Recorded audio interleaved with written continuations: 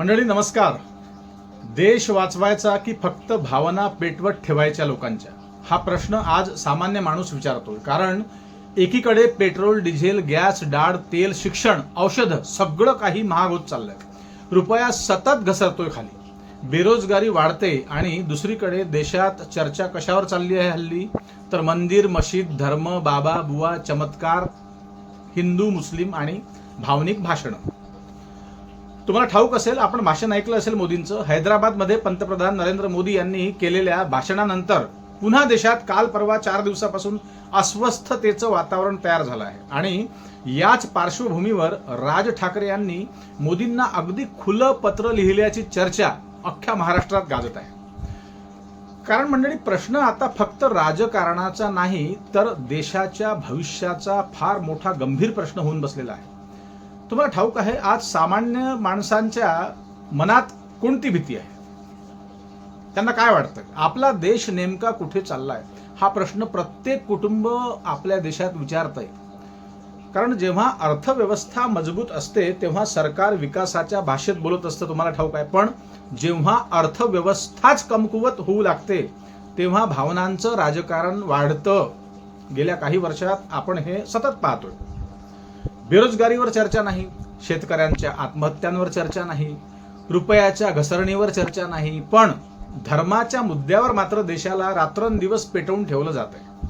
हे तुम्हाला पटतंय का? कमेंटमध्ये सांगा. भारतीय रुपया डॉलरच्या तुलनेत तुम्हाला ठाऊक आहे सतत कमजोर होत चालला आहे. एकेकाळी तुम्हाला ठाऊक असेल फक्त 60-65 रुपयात मिळणारा डॉलर आता सामान्य माणसाच्या आवाक्याच्या बाहेर गेलेला आहे. रुपया घसरला म्हणजे आयात महाग होते, तुम्हाला ठाऊक आहे. पेट्रोल महाग होतं, वाहतूक महाग होते आणि मग प्रत्येक वस्तू महाग होत असते. म्हणजेच महागाईचा थेट फटका कुणाला बसतो? तर गरीब मध्यमवर्गीयांना. पण सरकार यावर स्पष्ट बोलण्याऐवजी काय, तर विश्वगुरु, सनातन धर्म, संस्कृती या सर्व भावनिक विषयांवर लोकांचं लक्ष केंद्रित करण्यासाठी हे लोक हल्ली पटाईत झाले आहे.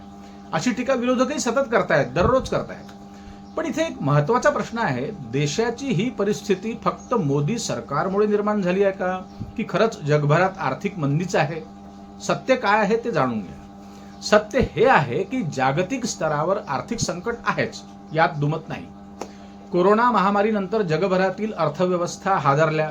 रशिया युक्रेन युद्धामुळे इंधनाचे दर वाढले. अनेक देशांमध्ये बेरोजगारी वाढली. अमेरिकेसारख्या देशालाही आर्थिक दबाव सहन करावा लागला.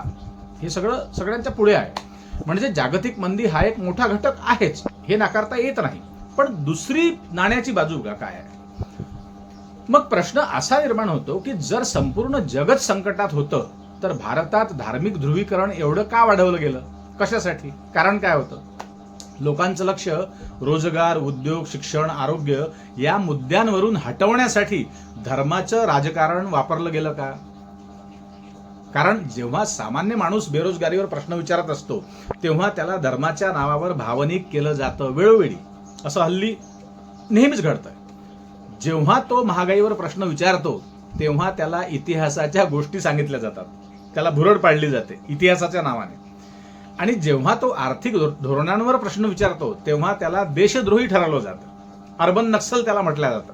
ही परिस्थिती लोकशाहीसाठी धोकादायक नाही का? धोकादायक आहे असं तुम्हाला वाटतं का? आज देशात तुम्हाला ठाऊक आहे बाबा बुवा आणि तथाकथित चमत्कारांचा बाजार प्रचंड वाढला आहे. सोशल मीडियावर तुम्ही बघत असाल, लाखो लोक अंधश्रद्धेच्या मागे हल्ली धावत आहेत. विज्ञान, शिक्षण आणि रोजगार यावर चर्चा अगदी कमी, अल्प. आणि चमत्कार, धर्मसभा, भावनिक घोषणांवर फक्त चर्चाच जास्त व्हायला लागल्या आहेत. प्रश्न असा आहे की देश तरुणांना वैज्ञानिक विचार देणार का? वैज्ञानिक विचार देणार की अंधश्रद्धेकडे ढकलणार? कारण ज्या देशात युवक तरुण नोकरीपेक्षा चमत्कारावर विश्वास ठेवू लागतो त्या देशाची अर्थव्यवस्था मजबूत होऊ शकत नाही, हे लक्षात घ्या. राज ठाकरे यांनी मोदींना लिहिलेल्या खुल्या पत्रामागेही हाच उद्देश नेमका आहे. आणि यामुळे निर्माण होत असलेली अस्वस्थता, धार्मिक ध्रुवीकरण आणि वाढती आर्थिक चिंता यावर त्यांनी थेट भाष्य केल्याची चर्चा देखील आहे. राज ठाकरे अनेकदा आक्रमक भाषेत बोलतात, तुम्हाला ठाऊक असेल. पण यावेळेस त्यांनी मात्र देशातील वातावरणाबद्दल चिंता व्यक्त केल्याचं सांगितलं जात आहे त्या पत्राद्वारे, जे मोदींना त्यांनी पत्र लिहिलं आहे. कारण राजकारण वेगळं असू शकतं, पण देशाची आर्थिक आणि सामाजिक स्थिती हा प्रत्येक नागरिकाचा हा विषय आहे, हे लक्षात घ्या. आता प्रश्न येतो, पुन्हा लॉकडाऊन होईल का? लोक म्हणतायत अफवा आहे की खरंच काही होईल, लॉकडाऊन होईल, हा प्रश्न लोकांच्या मनात पुन्हा निर्माण होतोय. कारण काही ठिकाणी नवीन व्हायरस किंवा संसर्गजन्य आजारांबद्दल देखील बोललं जातं, चर्चा सुरू असते. पण सध्याच्या परिस्थितीत देशव्यापी लॉकडाऊनची शक्यता अत्यंत कमी मानली जाते. त्याचं कारणही सांगतो. कारण कोरोना लॉकडाऊनमुळे अर्थव्यवस्थेला प्रचंड फटका बसला होता, हे सगळ्या जगाने पाहिलेलं आहे. लाखो उद्योगधंदे बंद पडले होते, कोट्यावधी लोक बेरोजगार झाले होते, तुम्हाला ठाऊक असेल. अनेक ठिकाणी पलायन झालं होतं मजुरांचं, लेबर्सचं. लहान व्यवसाय उद्ध्वस्त झाले होते. सरकारलाही आता माहिती ही आहे की पुन्हा तसा लॉकडाऊन लावणं आर्थिकदृष्ट्या अत्यंत धोकादायक आहे. कोलॅप्स होऊ शकतं सगळं काही पुन्हा. त्यामुळे भविष्यात काही निर्बंध आले तरी पूर्ण देशबंदी होण्याची शक्यता मात्र कमी आहे, हे लक्षात घ्या. पण खरी भीती लॉकडाऊनची नाही तर आर्थिक लॉकडाऊनची आहे, हे लक्षात घ्या. आर्थिक लॉकडाऊन मात्र जाणवत आहे. कारण आज सामान्य माणूस कमाईपेक्षा जास्त खर्च करतोय. कारण महागाईच तितक्या प्रमाणात प्रचंड टक्क्यांनी वाढलेली आहे. पगार वाढत नाहीत, तुम्हाला ठाऊक आहे, पण महागाई वाढते. तरुणांकडे पदव्या आहेत पण नोकऱ्या नाहीत. शेतकरी उत्पादन करतो पण त्याला योग्य भावच नाही, हे सगळ्या जगाला ठाऊक आहे. भारतातलीच अवस्था भारताला काय, जगाला ठाऊक आहे. छोटा व्यापारी जीएसटी आणि वाढत्या खर्चात अडकला आहे. मग प्रश्न पडतो, देश खरंच प्रगती करतोय का हो, की फक्त जाहिरातींमध्ये प्रगती दाखवली जाते, कागदांवरती, पेपर्सवरती, हे लक्षात घ्या. सरकार समर्थक म्हणतात की भारत आज जगातील 5वी मोठी अर्थव्यवस्था बनला आहे. काही तर विश्वगुरूंचं लेबलही लावलेलं आहे. मोठे हायवे, मेट्रो, डिजिटल इंडिया, संरक्षण क्षेत्रातील प्रगती, हे सगळं वास्तव आहे का? पण विरोधक म्हणतात की या विकासाचा फायदा सामान्य माणसाला किती झाला, हे महत्वाचं आहे. कारण जीडीपी वाढला तरी जर युवक तरुण बेरोजगार असेल तर त्याला त्या जीडीपीचा काय उपयोग? मोठे प्रकल्प उभे राहिले तरी जर सामान्य माणूस महागाईने त्रस्त असेल तर तो विकास त्याच्यासाठी अपुरा ठरतो, हे लक्षात घ्या. आज देशाला गरज आहे ती अंधभक्तीची नाही तर प्रश्न विचारणाऱ्या नागरिकांची. कारण लोकशाहीमध्ये सरकार कोणतंही असो, प्रश्न विचारणं हा नागरिकांचा अधिकार असतो. मोदींवर टीका करणारा देशद्रोही नसतो, हे लक्षात घ्या. आणि मोदींचं समर्थन करणारा अंधभक्त असतोच असंही नाही. पण देशात अशी परिस्थिती निर्माण झाली आहे की 2 टोकाचे गट तयार झाले. एक गट प्रत्येक गोष्टीचं समर्थन करतो आणि दुसरा गट प्रत्येक गोष्टीचा विरोध करतो. पण देशाला गरज आहे ती संतुलित विचारांची, दोन्ही बाजूने बोलण्याची, बॅलन्स, अगदी बॅलन्स. धर्म महत्वाचा आहे पण धर्माच्या नावावर द्वेष पसरवणं धोकादायक नाही का? संस्कृती महत्वाची आहेच, ठाऊक आहे, पण संस्कृतीच्या नावावर बेरोजगारी झाकणं हे चुकीचं नाही का?